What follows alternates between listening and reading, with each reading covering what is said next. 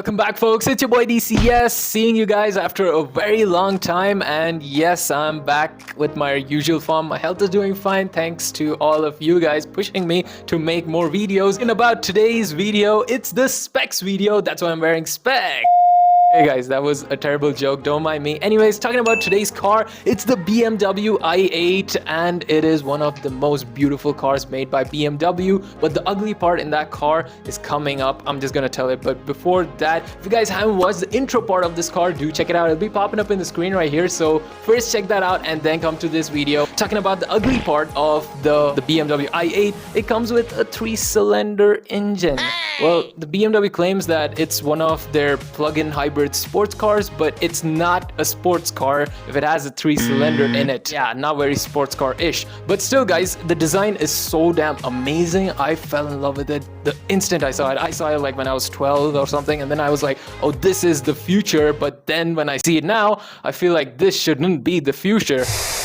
But guys, if you snap a V8 from, the BMW M4s and put it in this car, or V10 or V12, it would be the complete package for all the people who are asking where's BMW's sports car. That would be the real answer from BMW. But sadly, some things are just not meant to be. Talking about the car which we have right here, this is the Kinsmart version, and we're gonna talk about that. It does come with this amazing swan doors and stuff. It comes with that 7.1 kilowatt hour battery, which used to go up to 37 kilometers. Not so impressive now, but back in the day it was. And guys, the surprising part is that in 2020 they sold like 20,000 units of this car. I think people really liked that, but I absolutely did not. Comment your thoughts below on the comment box. So if you guys are new to my channel, do hit that subscribe button and also press the bell icon not to miss any of my unboxing updates every weekend, every Saturday. See you then. Now let's head to the details.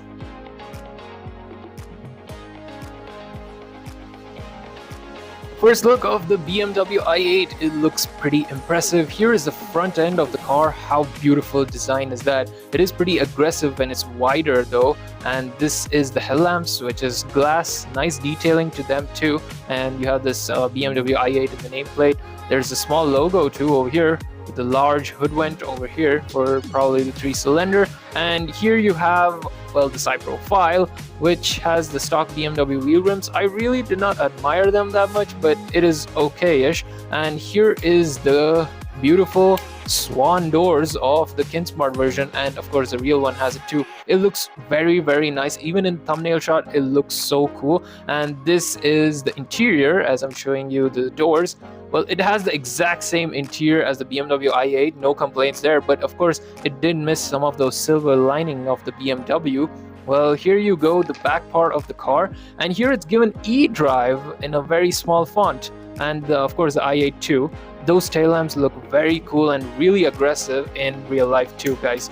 Anyways, this is the bottom part of the car. You have the BMW i8 right here with the scale 136. That's cool. It's made in China, obviously. Kinsmart version, licensed by BMW.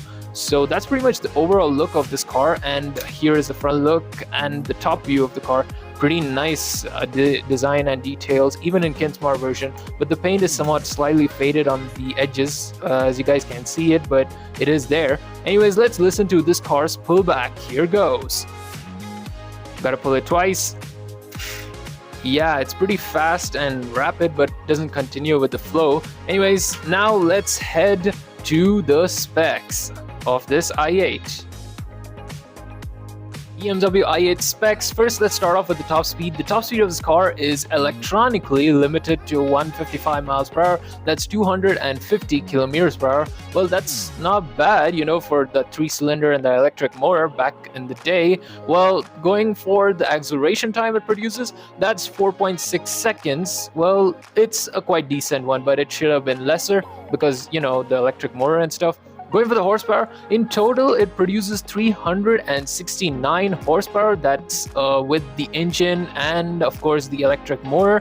Well, talking about that topic, the engine, well, let's say motor exactly, it has a 1.5 liter turbocharged inline 3-cylinder, and of course it comes with a 98 kilowatt motor, which produces around 131 horsepower. So you do the math, you can get to know how much the engine produces. Well, going for the transmission, The transmission, you have a transverse 6-speed automatic. Well, that's good actually. Going for the body style, this car comes in both two-door coupe and of course in a two-door roadster edition. Well, I would not prefer the roadster edition because that's pretty heavy, I suppose, if they have increased safety features, that is. Anyways, that's the overall of this car, and now let's go for the ratings. Okay, talking about this car's ratings, I've looked at its endpoints and all of its top speed specs and everything, even the Kinsmart details.